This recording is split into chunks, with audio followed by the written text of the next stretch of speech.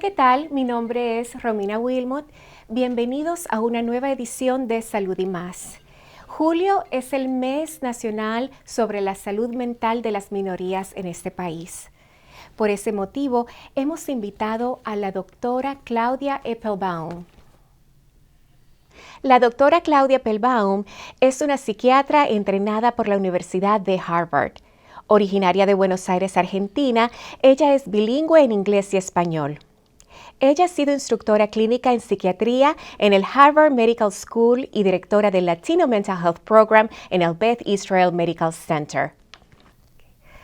Bueno, doctora, gracias otra vez por estar con nosotros. ¿Nos puede decir qué es la salud mental?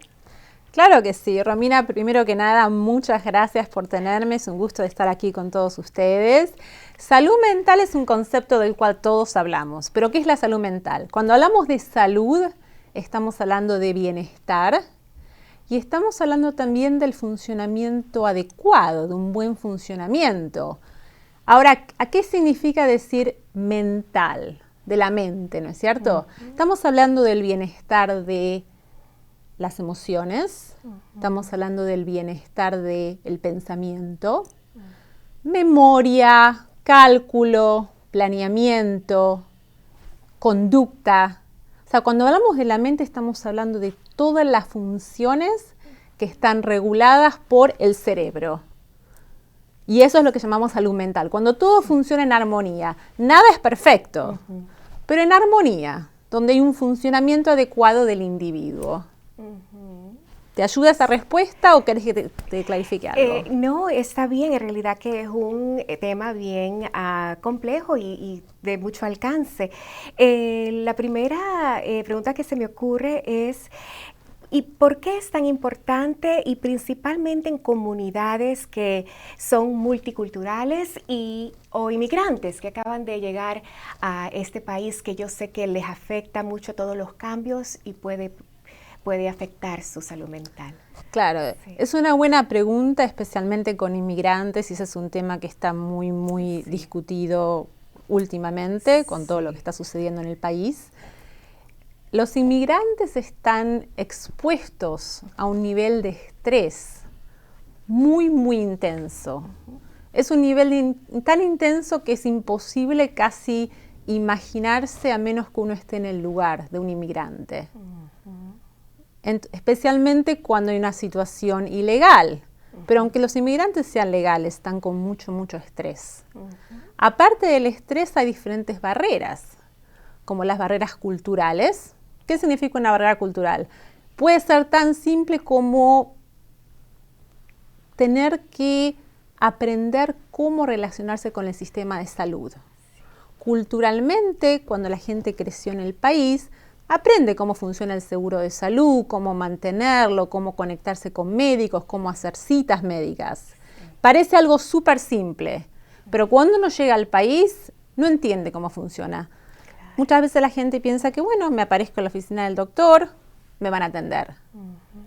Y después se encuentran que hay muchos obstáculos para ver al médico. Y eso es un aspecto importantísimo, porque los obstáculos quitan la habilidad y el acceso al sistema de salud. Y los inmigrantes suelen sufrir en ese aspecto. El acceso al sistema de salud es muy complejo y no está tan bien equipado para facilitar el acceso de los inmigrantes a los especialistas y a los doctores de cabecera tampoco. Claro. Entonces, eso es uno de los aspectos en cuanto a la inmigración. Sí. Pero después tenemos el idioma, una barrera muy obvia, pero muy real. Sí.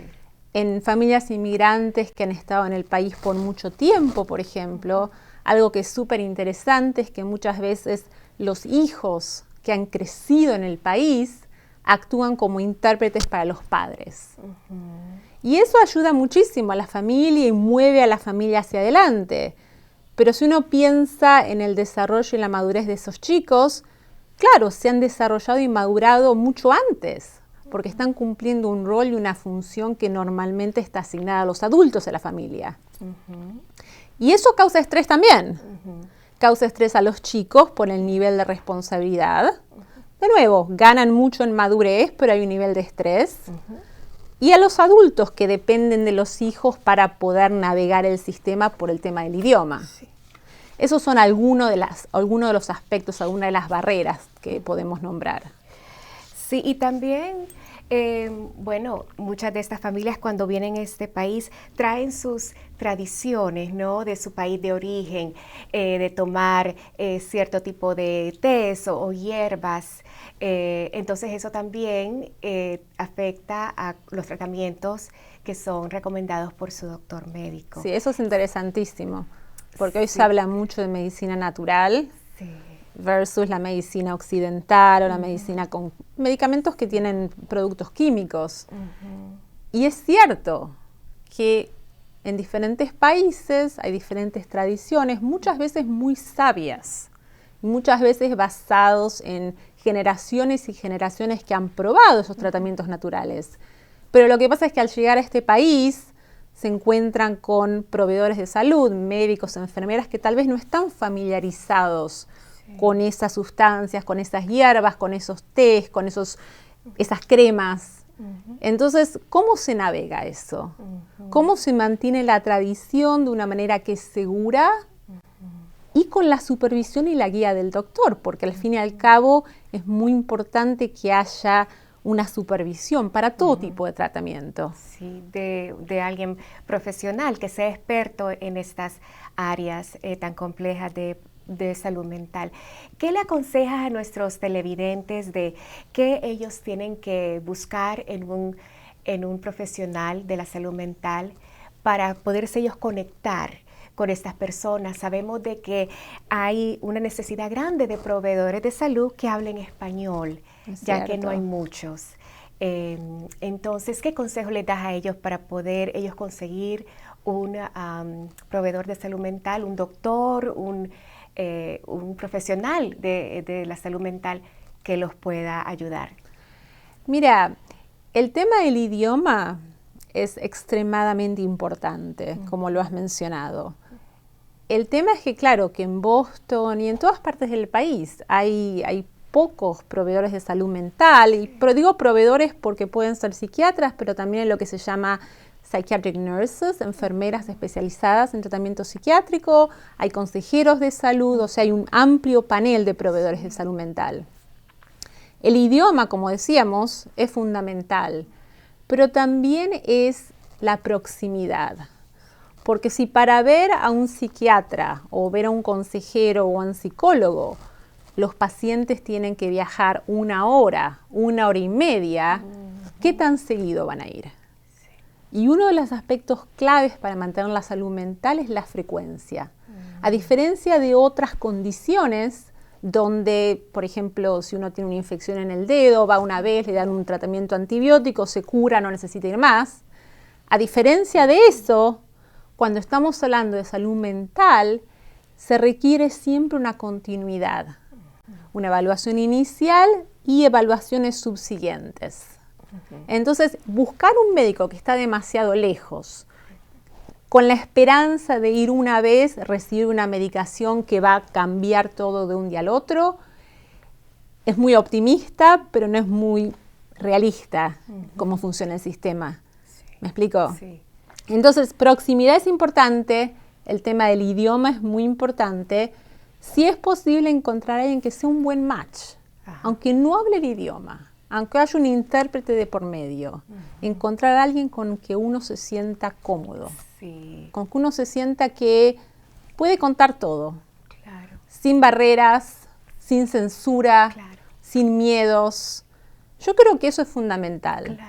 El idioma es importante, la proximidad es muy importante, el tema del buen match es muy importante y a veces más importante que otras cosas. Obviamente está el tema de pago y costos.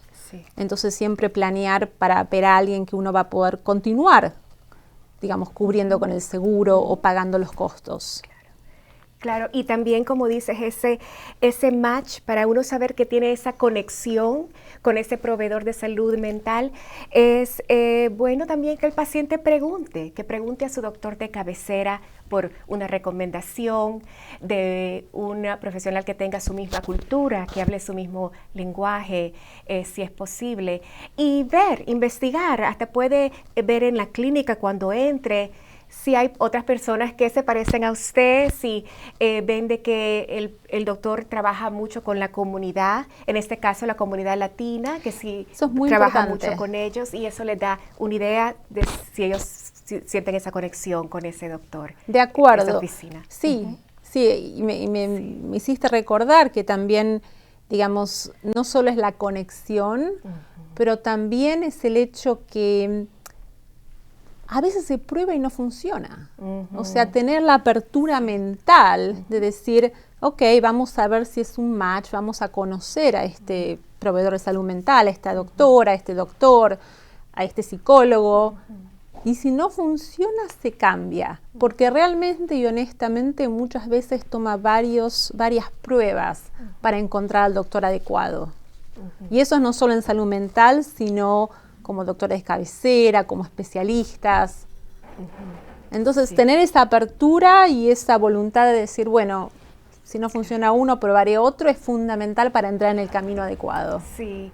Y sabemos que en las comunidades inmigrantes, la comunidad latina y otras comunidades inmigrantes, la fe es muy importante, la fe y la religión, pues muy importante. Y eso es bueno, tener esa confianza de poder ir a un líder de su fe y su iglesia para poder hablar. Eso es excelente, siempre que uno también esté hablando con un profesional de la salud, una persona que en realidad sea experta en lo que son los problemas mentales. Exactamente, y creo que ese punto es muy importante, es encontrar ese balance, ¿no es cierto? Realmente yo creo en el balance y creo en la importancia de no irse de un extremo al otro. Entonces, la fe tiene un lugar y tiene una efectividad. Y ayuda mucho, y dependiendo el nivel de creencia, el nivel de religiosidad, la gente tiene diferentes experiencias, pero es muy importante consultar con un médico. Y si el médico o el psicólogo o el consejero demuestra un rechazo a las creencias individuales, tal vez no es un buen match. Sí. Y por eso hay que seguir probando. Claro, sí. Definitivamente. Entonces, bueno, ya sabemos en realidad todas las problemas y barreras que contribuyen a los problemas mentales de muchas personas que vienen de diferentes culturas y que son inmigrantes. Hablemos ahora de cuáles son esos early signs, esas maneras que nosotros podemos ver que un ser querido está empezando a tener problemas de salud mental. Sí, los síntomas tempranos, ¿no es cierto? Los síntomas iniciales, los indicios. Y hablando de indicios, hay una línea muy fina entre ver una conducta que es normal, pero un poco diferente, y temer que tal vez eso sea algo patológico, o sea, algo que es una condición que debe recibir tratamiento. Entonces es muy importante, por un lado, tener mucha paciencia cuando uno observa conductas, emociones, reacciones que son un poco extremas o un poco fuera de lo habitual. Y de nuevo, hay que siempre tener precaución porque el abanico de lo que es normal es muy amplio. Entonces, mi punto más importante es no sobrereaccionar e inmediatamente considerar algo patológico. Pero cuando hay duda y el comportamiento, la emoción, la reacción un poco extrema se convierte en algo habitual, es muy importante consultar. Y consultar muchas veces es simplemente ir al médico de cabecera y decir, esto es lo que está pasando conmigo, con mi pareja, con mis hijos, y ver cuál es la opinión de un médico de cabecera, porque los médicos de cabecera están muy bien entrenados para detectar estos problemas y de nuevo redirigir al paciente donde corresponda. En cuanto a síntomas iniciales, obviamente depende de la categoría, las manifestaciones van a ser diferentes. Entonces, uno de los trastornos más comunes es la ansiedad. ¿Qué significa ansiedad? Ansiedad significa un nivel de preocupación, un nivel de nerviosismo, un nivel de impaciencia interior que es tan alto que impide dormir, o a veces impide comer apropiadamente, o cuidarse apropiadamente, o ir a trabajar, o relacionarse con la pareja, o con amigos, o con la vida social de una manera habitual. Entonces, en síntesis, es un nivel de preocupación o nerviosismo que no nos permite funcionar en paz y disfrutar de la vida habitual. Ahora, la ansiedad es también normal y es natural y es necesaria. La ansiedad es lo que nos dice, tengo un examen, tengo que estudiar. Y estoy un poco inquieta porque estoy pensando que tengo que estudiar para el examen. Y si no tengo esa ansiedad, tal vez no estudio, porque significa que el examen no es tan importante. La ansiedad es lo que nos mantiene despiertos a la noche si tenemos un evento muy importante al día siguiente. Y eso es normal, y es temporario, y es una reacción fisiológica que nos da una señal interna de, tenemos que estar atentos, despiertos y listos. La palabra clave es cuando se produce un impedimento, cuando la función o el funcionamiento de la persona no son adecuados. Si una persona está tan ansiosa que no puede ir a dar el examen, ahí tenemos el comienzo de un problema. Pero si está un poco ansioso y nervioso y se levanta al día siguiente y va a dar el examen y termina el examen y está contenta y relajada, no era un problema. Okay. Entonces todo depende de cuánto efecto, cuánto cambio hay en la vida a consecuencia de esos síntomas o de ese síntoma. Sí. Otro trastorno común, depresión. Sí. Muy, muy común.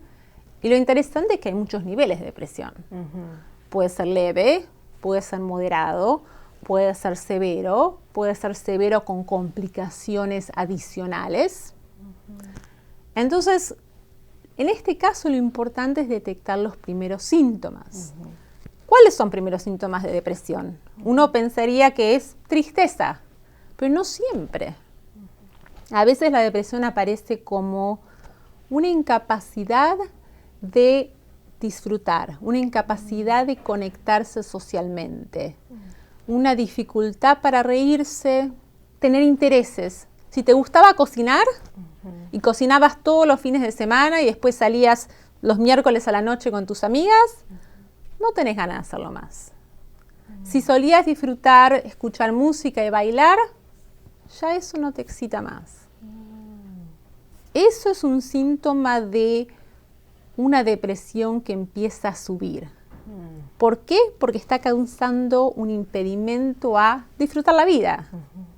¿Se entiende? Sí. Entonces, no es solo la tristeza que uno piensa llorando, triste, enojado, no. Es también simplemente la falta de interés.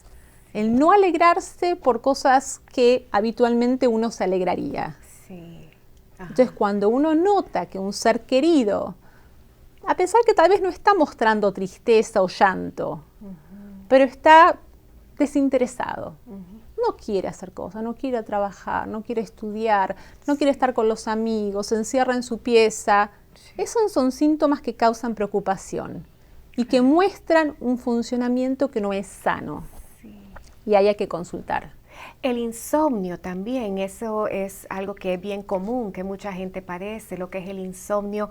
¿Eso es parte de depresión o es algo pues también que puede suceder sin tener depresión? Es una buena pregunta, sí, es parte de depresión para mucha gente, pero no para todos.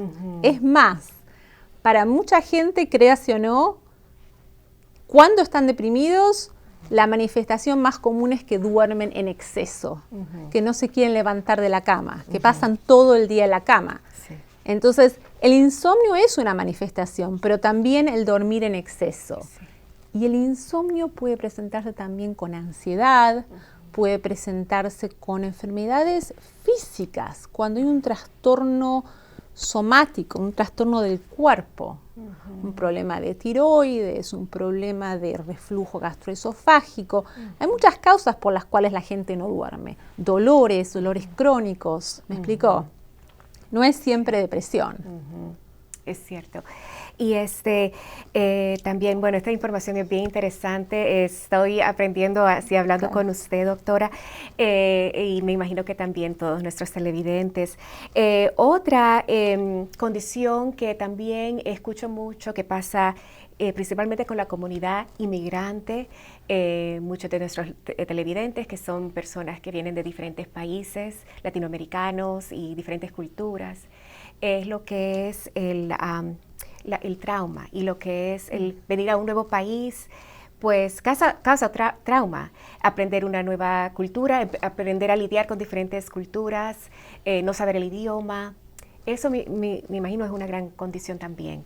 Es una gran condición. Es una gran condición.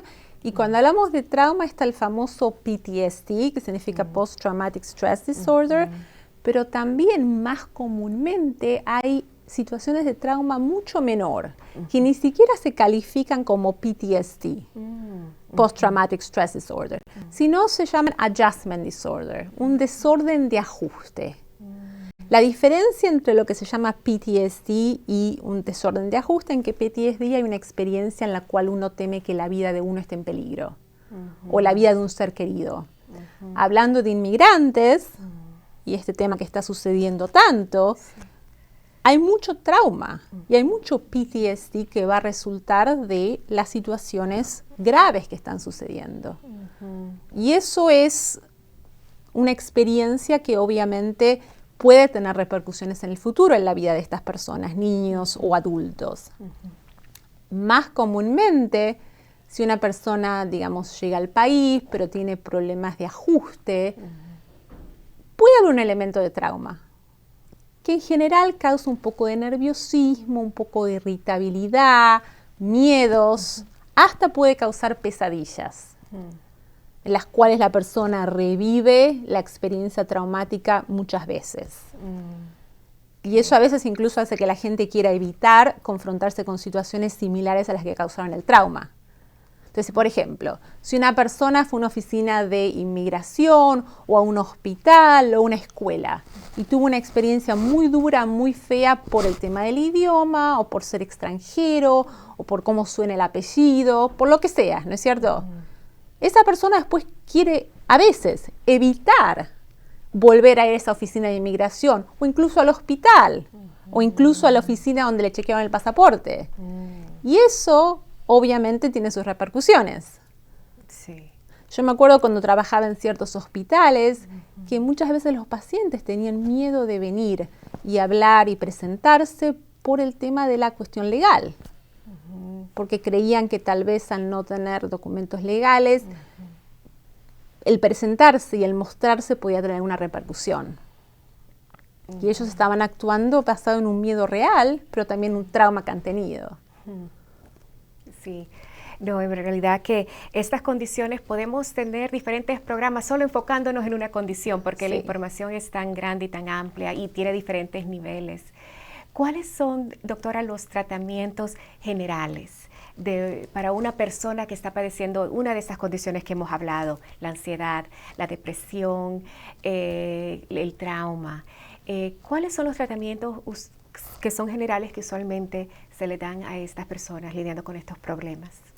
Bueno, tratamientos generales hay varios y vamos a referirnos a lo que se llaman pilares de salud. Okay. Funcionan tanto como tratamiento, pero también como prevención, que es un tema que a mí me interesa mucho. La prevención, evitar que las cosas pasen o que escalen en intensidad. Uno de los pilares fundamentales es la actividad física, el ejercicio.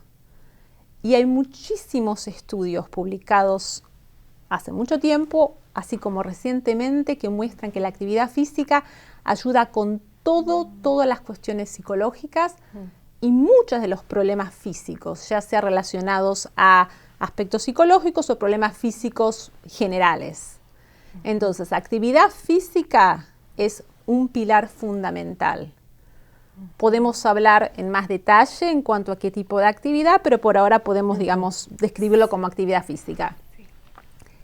El mantener un sueño adecuado. Se recomiendan 7-8 horas por día. Eso es lo ideal, a veces 9. Pero la realidad es que con que haya una estabilidad en el número de horas y un horario de irse a dormir más o menos estable, que la persona se levante con energía, se considera adecuado. Tal vez no óptimo, pero adecuado para funcionar y para mantener la salud mental. Entonces, ejercicio, sueño, alimentación, la dieta, la nutrición. Eso es fundamental. Hay muchos alimentos que se consideran de mucha ayuda, que contribuyen a la salud mental, y hay alimentos que no contribuyen a la salud mental, que tienden a causar un poco de imbalance y que tampoco ayudan con la salud física. Cuando hablamos de salud física, hablamos de presión arterial, salud del corazón, metabolismo. Entonces tenemos ejercicio, tenemos el sueño, tenemos la nutrición, y un aspecto muy importante es la sociabilización, mantener una vida social activa. Eso es preventivo y también tratamiento, mantenerse en contacto con gente, con amistades, con buenas influencias, obviamente. Bueno, es bueno saber de que son tratamientos que uno tiene control sobre ellos. Exacto. Que cualquier persona puede hacer en cualquier momento. Y por eso empecé con este tipo de tratamientos. Sí. Obviamente, como otra categoría muy grande, tenemos lo que son medicamentos. La salud mental puede ser regulada con medicamentos. Pero se prescriben medicamentos cuando los síntomas son de cierta intensidad. Y el impedimento, el funcionamiento es de cierta intensidad. No se da al principio cuando los síntomas son muy leves. Sí. En general, digamos, hay condiciones en particulares que el approach puede ser diferente. Y después tenemos lo que se llama psicoterapia, donde es un tratamiento en el cual se habla y se incluyen diferentes teorías y diferentes approaches para poder modificar el pensamiento y lo que se llama rewiring. Reconectar neuronas de una manera que la persona aprenda naturalmente, automáticamente, a enfrentar las situaciones de una manera más positiva. Y hay otras terapias, como mindfulness, biofeedback, hypnotherapy. Eso es todo un capítulo enorme. Pero como descripción general, creo que ahora tenemos todas las categorías. Ok. Bueno, doctora, en realidad gracias por toda esta información. Creo que hemos abarcado muy buenos temas por hoy y seguramente en nuestro próximo programa, que tenemos también a la doctora, vamos a seguir hablando principalmente sobre cómo pueden las personas que viven con un ser querido, un cuidador, una madre cuidando de hijos o hijos que ya viven con sus padres, cómo podemos darles a ellos la ayuda y las herramientas para que puedan cuidar de un ser querido con diferentes situaciones de problemas mentales. También cómo manejar las diferentes condiciones y prepararse para cualquier incidente peligroso que esto puede ocasionar. Vamos a hablar también de tener un plan de crisis por si alguna situación empeora, y también dónde conseguir ayuda, qué recursos hay, qué información pueden leer que les ayuda con estas condiciones. ¿Tiene algún último mensaje, doctora, que quiera compartir? Me parece que hemos cubierto muchos temas por hoy, muy importantes. Me encantan los temas que has mencionado para el follow-up, para el seguimiento. Y bueno, muchas gracias por tenerme y gracias a todos por escuchar y por estar aquí con nosotros. Bueno, gracias. Gracias. Doctora. Gracias. Okay.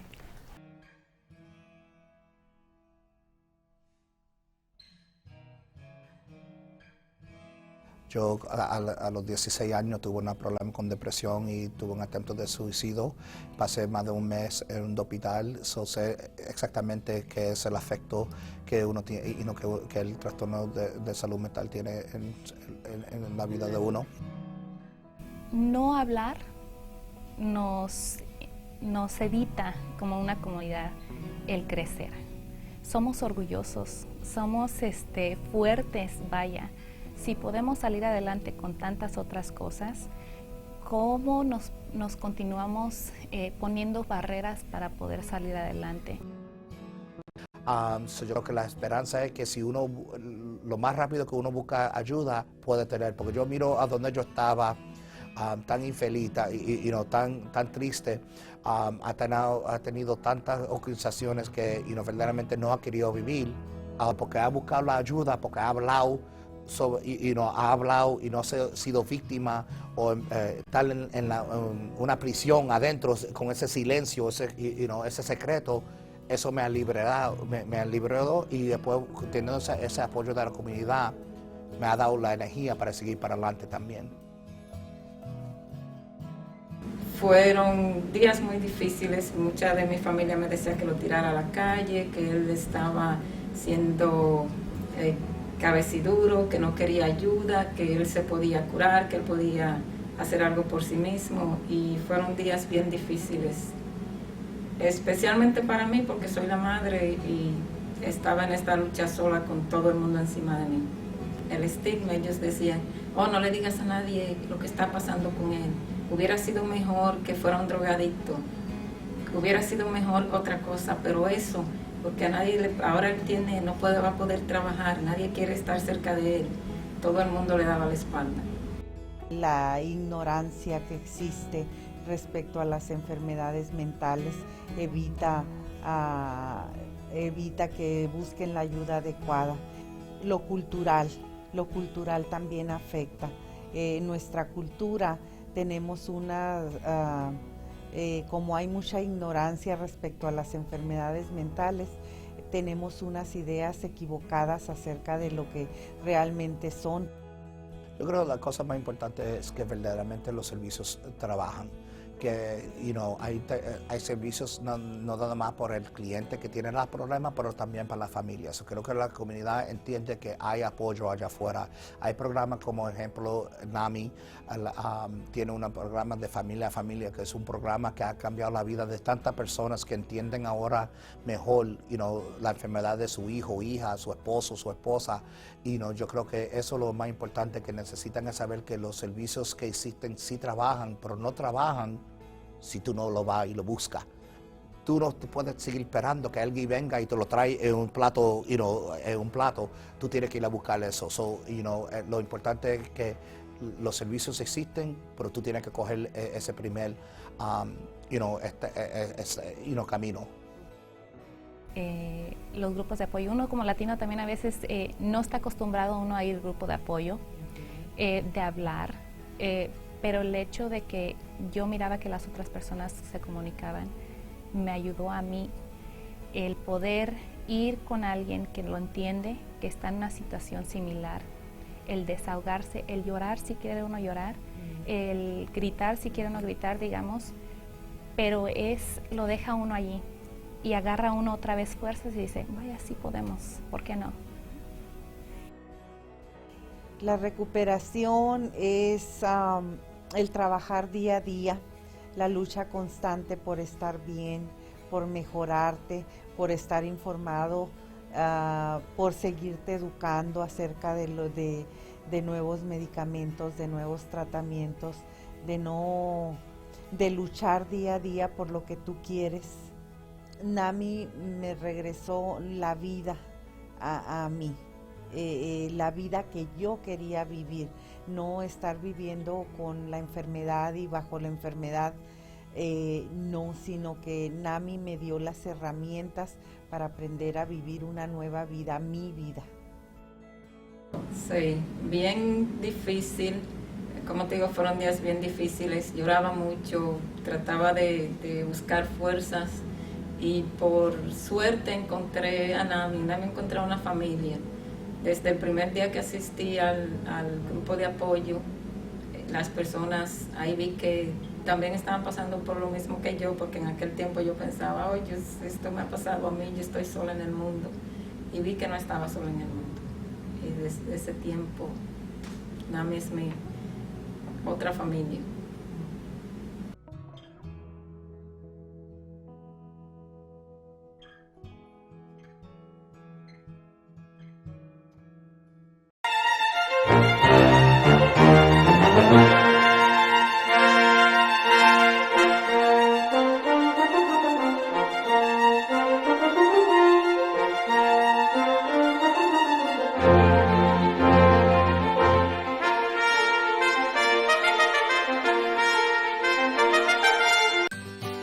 What is health research?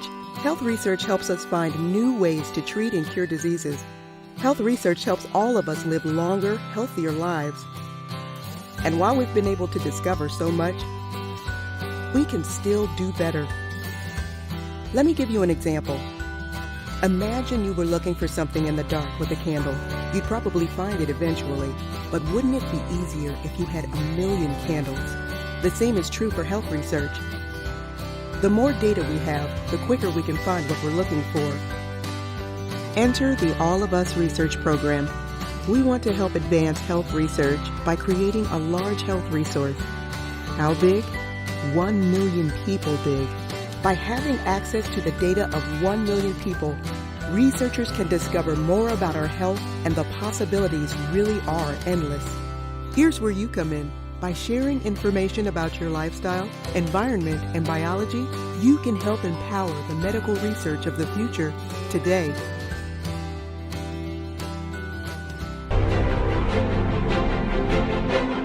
Nous de retour pour deuxième partie Pulsation Magazine. Bienvenue. Si vous nous rejoignez aujourd'hui avec Petros Samuel Madistin, le président du conseil d'administration de la FJKL. Il y a 3 pages documents FJKL là qui est réservé à ça nous relayer le cas de l'ex-président Joseph Martelly et de ses ministres. Nous avons une explication sur ça. Oui. Ça c'est un aspect côté me dit rapport d'audit Cour supérieure des comptes là, il y a des faits, mais il y a des gens qui pas identifiés, mais qui sont identifiables. Dans ça nous analyser. C'est que sous le président René Préval, il y a des accords, il y a des engagements que l'État prend dans le cadre du Fonds Petro-Caribéen. Notamment, par exemple, sous Fonds national et la zone de l'aéroport. L'aérogare Bonnefield, puis il a été fait de construction de logements sociaux. Et en juillet 2012, le gouvernement Martelly a venu dans le Conseil des ministres, il a dit qu'il y a des contrats qui sont signés pour le projet réalisé. Et puis le gouvernement Martelly a venu, il a désaffecté, il a décidé dans le Conseil des ministres, il a désaffecté comme qui était prévu pour Fonds national, sous projet Fonds national, aéroport Bonnefield, il va faire l'autre projet avec eux. Tant que construction de stades, tant que réhabilitation des tronçons de route, etc. Et Cour des comptes révélé que comme ça, l'utilisation que vient faire avec eux, c'est gaspillage au fait. Vous fait en violation de la loi. Quand il y a qui est responsable de gaspillage ça, ouais, Cour des comptes, pas analysé sur le plan pénal aspect ça, et que nous-mêmes nous faisons. Nous dit, actes qui opposés à, c'est ce qu'on appelle, d'après la loi, une infraction qui aurait les abus de fonction. Abus de fonction à s'allier, c'est là où monde en autorité, les poser un acte dans fonction, mais en violation de la loi. Et qui acte ça vient porter préjudice à la communauté. Donc, moun qui prend décision en 2012 pour désaffecter fonds qui étaient déjà affectés à des projets en violation de la loi et qui viennent utiliser fonds à d'autres activités qui viennent tourner de gaspillage, ils sont responsables de gaspillage ça. Et moun ça c'est d'abord le Conseil des ministres, présidé par le président Martelly. Quand il y a ça nous analyser, nous dit que il y a des gens qui vont dire plusieurs bagailles. Qui va présenter plusieurs arguments. Premier bagage, il dit président mineur, président Martelly pas responsable. Il fait désaffecté. Nous dit non, il n'y a pas de raison. Nous dit président mineur, moun yo pas contre ça le veut dire. Son bagage qui posait le principe de la responsabilité politique et la responsabilité pénale du président de la République. Responsabilité politique, président, pas pour le paraître devant la Chambre, pour la joindre vote de confiance, pour le gouvernement, pour le programme, etc., ni vote de censure. Président, pas pour l'obtenir des charges, parce qu'il n'est pas ordonnateur ni comptable public des fonds directs. Mais ça n'a pas exonéré le président de actes de corruption, d'enrichissement illicite et de poursuites pénales. D'autant que poursuite pénale là, tellement principe là admis en dans la Constitution même contre le chef de l'État. Il dit soit poursuivre lui, mais qui ça vous fait? Il dit président, par exemple, qui a poursuivre lui devant la haute cour de justice pour tel crime, etc. Ouais, donc il a accepté que le président n'est pas mineur sur le plan pénal. Il dit trahison et autres crimes. Donc de manière indéterminée. Autres crimes, de manière indéterminée. Donc, autrement dit, le principe, c'est que le président mineur sur le plan politique, donc irresponsable sur le plan politique, mais responsable sur le plan pénal. Sur le plan de tout crime. Donc, abus de confiance là, sont infractions liées, donc président responsable de lui. Son acte de corruption lié à abus de confiance. Ça va le faire gros débat. Peut-être c'est au cours constitutionnel qui était capable. Non, c'est pas vrai. Non, parce que pour bailler précision ça. Ah, non, précision ça. Attendez. Précision ça. Mais non, on n'a qu'à faire du droit comparé. C'est précision ça qui fait aujourd'hui que vous avez fait procès contre Sarkozy, vous avez fait procès contre Jacques Chirac, vous avez fait procès contre Lula au Brésil, vous avez fait procès contre Fujimori au Pérou, vous avez fait procès contre le président Guatemala l'autre jour là. C'est-à-dire que le président ne bénéficie pas de l'impunité en matière pénale, ça n'existe pas dans aucun pays du monde. Tant que vous voulez faire mettre la tête en Haïti, le président est mineur veut dire que le président est mineur sur le plan politique. Le président n'est pas mineur sur le plan responsabilité pour des actes de corruption, pour d'autres crimes de droit commun. Donc, pour moi-même, je crois que le premier bagage et que nous répondons à lui. Deuxième bagage, je vais le dire. Et que nous... Des affectations fonds en lui-même, est-ce qu'elles sont fautes? Est-ce qu'elles sont délit? Oui, sont fautes liées parce qu'elles fait en violation de la loi. Son fonds attribué et qui est contrat signé sous lui. Or, la loi dit, si il y a des problèmes pour des contrats, lorsque l'État signe un contrat avec une firme ou une compagnie, l'État, son engagement, vous deux oui, obligation mutuelle, oui. Donc, si on y a, ou pas respecter le contrat, ça va le tribunal, c'est-à-dire que la loi réglementait déjà. Qui genre, lorsqu'il y a des contrats passés entre l'État et d'autres entités, d'autres firmes, qui genre, si il y a un problème, un conflit, côté pour y aller, qui tribunal qui peut trancher ça, c'est prévu.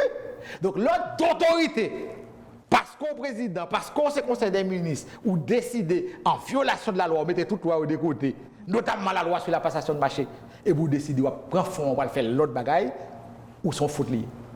C'est déjà en faute. Même si le président doit justifier la décision. La balle justifier le côté pour le justifier devant le tribunal pour l'aller. Mais il ne va pas le faire d'autorité comme chef. Mais où dit des responsables, ministres responsables, est-ce que c'est au cap exécuté? Très bien. Très bien. Abus de fonction, vous parlez des aspects dans l'infraction ça. Coup des comptes pour le révéler, moun qui t'a géré fonds qui gagne des fautes que vous commettez, oui. Par exemple, vous va le prendre des moun qui va nous analyser le tout. C'est des moun qui par exemple ministre qui parlent de gestion des fonds dans mais font désaffecter oui. Ils ont signé des conventions, ils ont autorisé FAES faire des pensions. Voilà que FAES gagote l'argent nan ti maman chérie, nan quartier pas me poser. Donc, ou gon série de monde qui compte révéler combien ils dépensé sont bon monde fictif. Combien bay même monde va exister vrai. Mais qui monde qui permet comme la dériver dans FAES, c'est des ministres tant que Fabien Pierre, tant que Nesmi Maniga, tant que Yannick Mézil, etc. Coup de compte dit. Parce que de vous signer ou responsable. Ils ont signé une convention illégale, ils sont responsables. Ils n'ont pas géré fonds, ils ont signé une convention illégale pour bailler fonds à FAES, et puis fonds ils ont gagoté par FAES. Il faut qu'on soit responsable. Oui, non seulement directeur FAES est responsable, ministre est responsable tout, mais coup de compte pas arriver sur les gens qui ont fait des affectations, nous arrivons sur nous-mêmes, nous dit, nous montrer, nous établir que les gens qui tout depuis la désaffectation, ils ont quitté causé un abus de fonction et les gens qui ont tout fait pour paraître devant la justice. Ok, nous parlons là de violation de la loi, deuxième aspect. Deuxième aspect, qui fait, il va dire que on ministre pas capable. Le fait qu'elle signe, on prend une décision pour poursuivre lui, parce que l'acte posé, c'est un acte de gouvernement. Nous analysons ça comme acte de gouvernement. Nous dit acte ça par acte de gouvernement. Qu'est-ce qu'un acte de gouvernement? Un acte de gouvernement, généralement, il y a trois caractéristiques. Première caractéristique là, nous par exemple, son acte qui concernait relation pays avec l'autre pays, son bail diplomatique.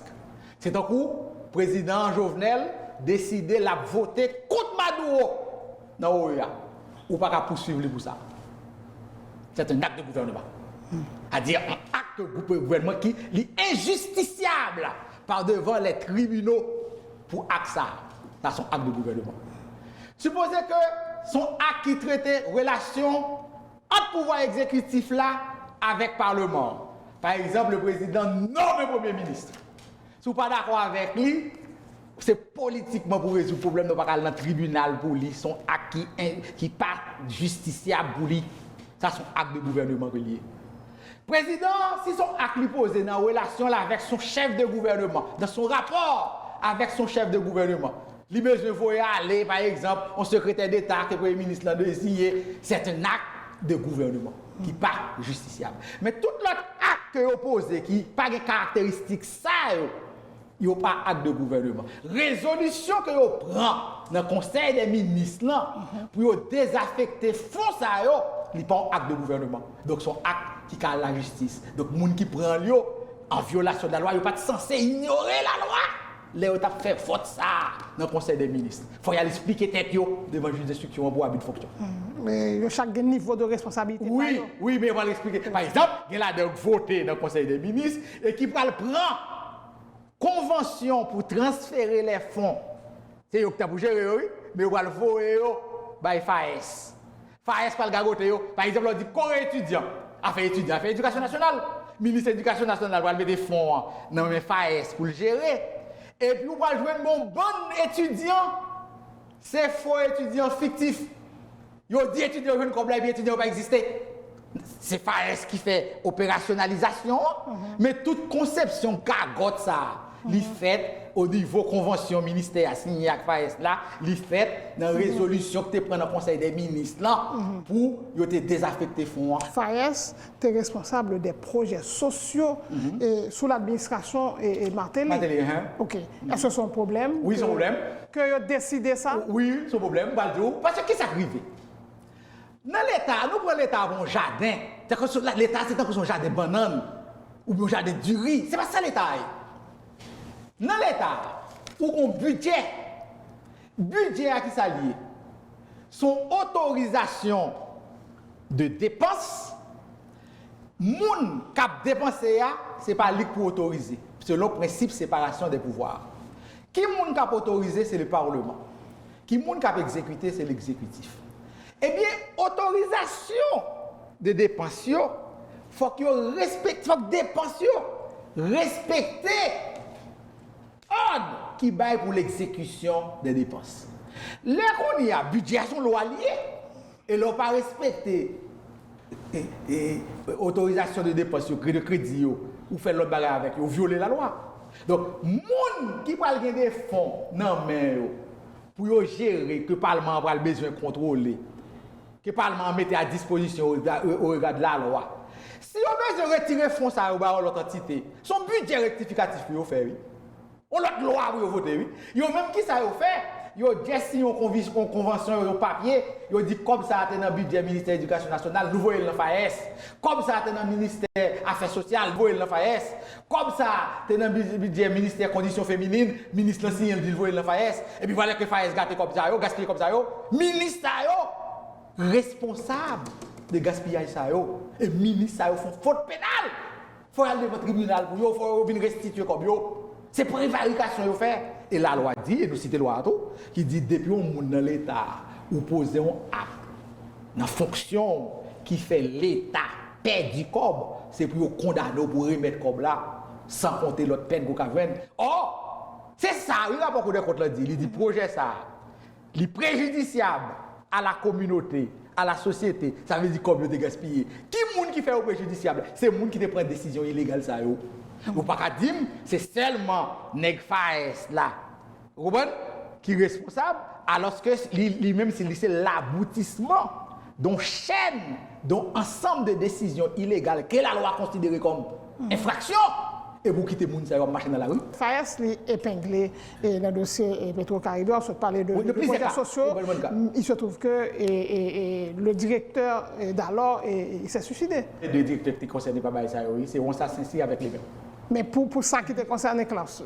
Oui, il n'y a bien ni comptable qui était là, comptable Fayez là, ni administrateur, que nous n'avons pas dans tête, nous aussi cité déjà dans le rapport. Absolument. Ouais. Le cas du fils de l'ancien président Michel Olivier Martelly. Oui, oui, ça c'est quand intéressant. Et on doit qu'il a fait dans le coup de compte là qui m'a suivi, c'est extrêmement intéressant. Olivier Martelly par exemple, il demandait des charges, il était responsable de son stade. Tout le monde vient connaître que le stade c'est pas imaginaire. Comme il gagote, il ne pas stade invisible. Gagote. Olivier Martelly demandait des charges dans le coup de compte. Un juge dans le coup de compte qui va un rapport et un juge d'instruction dans le coup de compte là. Il est le conseiller instructeur dans le coup de compte, M. Saint-Just Maubreville. Absolument. Et puis, monsieur dit que l'elga des rapports au bal sur Olivier Martelly, avocat Olivier Martelly, à l'époque là, M. Neg Jean-Charles avec Maya Paul, il dit que monsieur va signer un chèque qui va manipuler les fonds. Et monsieur il met en opinion lui-même. Monsieur dit même si nèg la pas manipuler les fonds, mais s'il a une influence sur le monde qui manipule les fonds, monsieur est responsable tout si comme mal géré. Et monsieur demandé pour y aller garder le monde qui a manipulé les fonds, qui Jean gestion a été faite pour Olivier Martelly capable aussi responsable de si gagne gagote qui fait. Alors il se trouve qu'il est clair que le rapport avait établi que gagne gagote qui était faite. Donc il a une responsabilité dans gagote même s'il pas signé un chèque en raison monsieur mon cité article dans techno là qui montre qu'il a une influence sur décision qu'a prend pour les dépenses. Donc autrement dit je dis influençant ta capacité de choix des projets. Le choix des projets, choix des firmes, d'autant que le projet n'est pas fait et pour venir constater que la clameur publique dénonçait Olivier Martelly comme un nègre qui fait enrichissement illicite. Par exemple, dès qu'il arrive comme président en commission dans l'État, qui n'a pas de jamais travailler dans la ville, son jeune petit garçon lié, et puis il n'a pas gagné les revenus légitimes accumulés. Et puis voilà que le sorti dans où elle a géré millions, où elle gagne des signes extérieurs de richesse. Il y a des bagages elle a géré visiblement, où est salaire, comme il a touché à pas permettre de faire ça. Et ça, la loi dit qu'il faut relayer pour enrichissement illicite. Il nous dit ça. Et le relais là, il n'y a pas de ça, et ça va valable pour le président Martelly.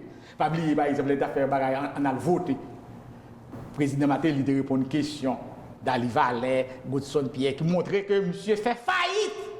Dans la gestion privée, il était caille aux États-Unis, il perdit. Donc, monsieur est rentré dans le palais national, on est qui se fait faillite, parce que c'est Bob. Et puis voilà que monsieur sorti président, et puis monsieur riche, monsieur a des cailles qui vaut 9 millions de dollars, voilà, mais, etc. Et vous venez joindre. Son chiffre là, ça 9 millions. Il a été 17 chiffres cités dans la rue. Donc, et voilà que vous venez joindre que monsieur a pris des décisions illégales pour désaffecter des fonds, des millions. Donc, ou par contre, si caille ça n'est pas lié à désaffectation, donc on veut poursuivre pour enrichissement illicite tout. Et quand ça devient intéressant dans l'enrichissement illicite là, le fardeau de la preuve est renversé. Ce n'est pas à l'État, ce n'est pas au juge d'instruction d'établir la culpabilité de l'inculpé. C'est à l'inculpé d'établir, centime par centime, que fortune ligne là, c'est à partir des revenus légitimes qu'il fait.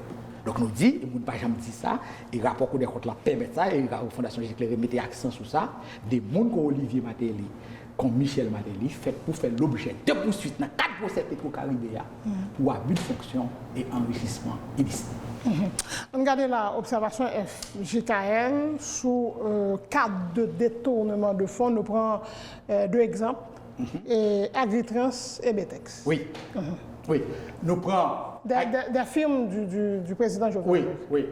Premièrement, nous prenons Agritrans et nous prenons pareil pour nous considérer.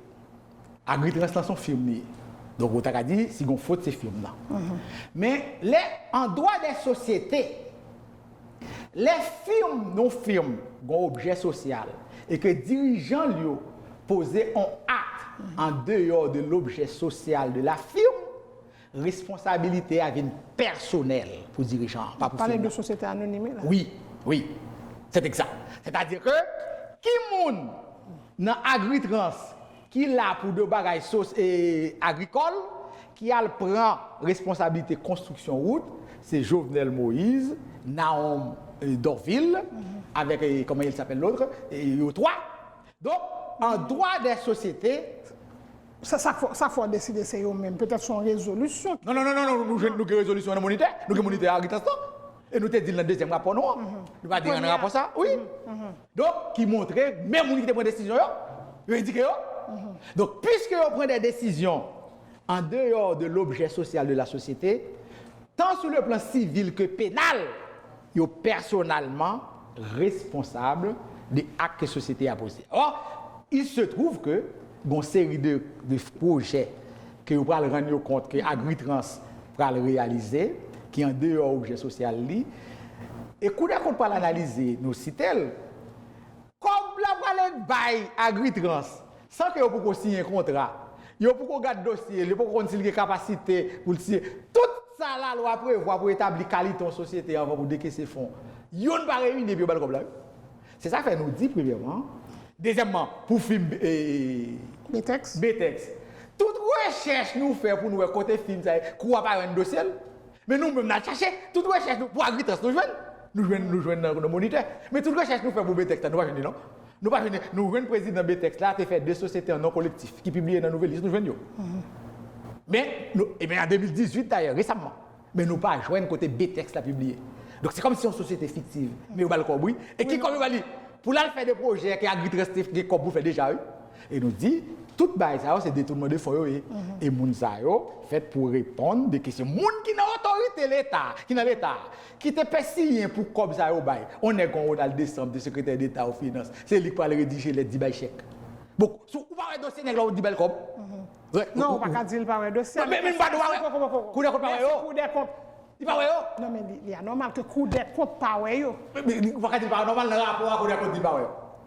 Ça dit que et c'est un problème de gestion gain contre on moun dans l'état les mal archivé dossier même si on a là pas archivé pas les coups de compte sont faute de gestion lié. On parle de responsabilité firme qui indexé dans le rapport sans les personnes morales. Bon et la loi punit avant pas de gain non. Avant il y a pas de poursuivre et punir des sociétés pour des infractions pénales. Mais depuis 2014, loi sur corruption, prévention et répression des actes de corruption, il punit des sociétés anonymes, des personnes morales pour des actes de corruption. Toute société qui vient découvrir, dans le cas de surfacturation par exemple, un bon exemple, et comme $, tout le monde connaît. Un kilomètre route a coûté par exemple $1 million en Haïti. Et puis, film n'a fait un kilomètre route là, $1,300,000. Et puis, supposé il fait 10 km, il y a un monde qui baille 10 fois $300,000. Donc, film ça a entré dans l'acte de corruption. Donc, film ça a une sanction pour lui.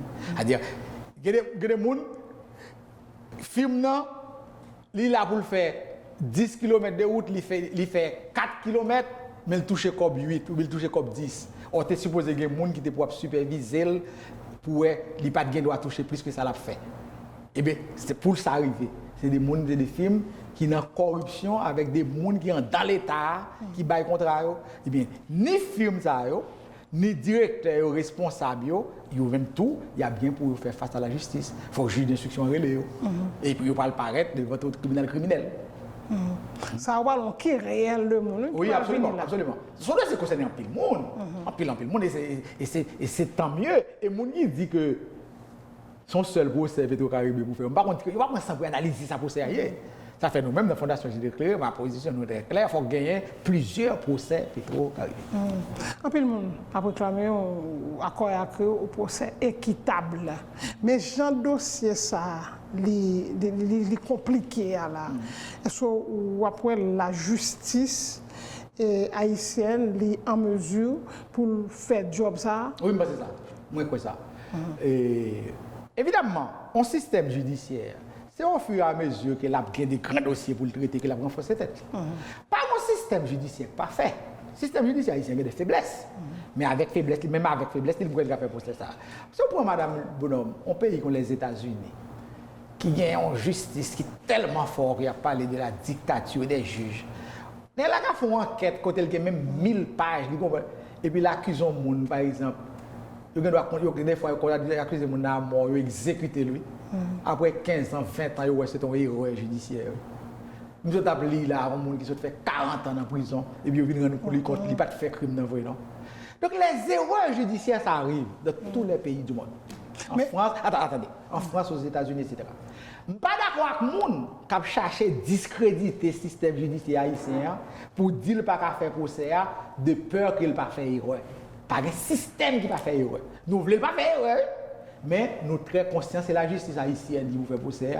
Ce n'est pas eux qui ont fait, ce n'est pas les Nations Unies qui ont fait, ce n'est pas le juge qui a sauté en France, l'autre côté qui a fait, c'est le juge haïtien qui a fait. Maintenant, moi je dis, il faut que nous ayons des gens qui connaissent pour faire procès. Nous faisons des recommandations. Dans le pays, il y a des juges compétents, qui crédibles, qui connaissent. C'est pour nous utiliser les compétences. Par exemple, on a entouré les juges d'instruction, d'experts, de 5-6 anciens juges d'instruction.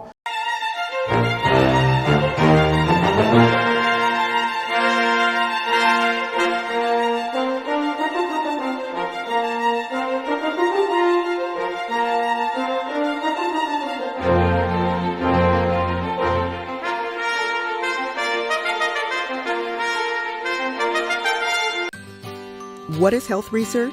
Health research helps us find new ways to treat and cure diseases. Health research helps all of us live longer, healthier lives. And while we've been able to discover so much, we can still do better. Let me give you an example. Imagine you were looking for something in the dark with a candle. You'd probably find it eventually, but wouldn't it be easier if you had 1,000,000 candles? The same is true for health research. The more data we have, the quicker we can find what we're looking for. Enter the All of Us Research Program. We want to help advance health research by creating a large health resource. How big? 1,000,000 people big. By having access to the data of 1,000,000 people, researchers can discover more about our health, and the possibilities really are endless. Here's where you come in. By sharing information about your lifestyle, environment, and biology, you can help empower the medical research of the future today.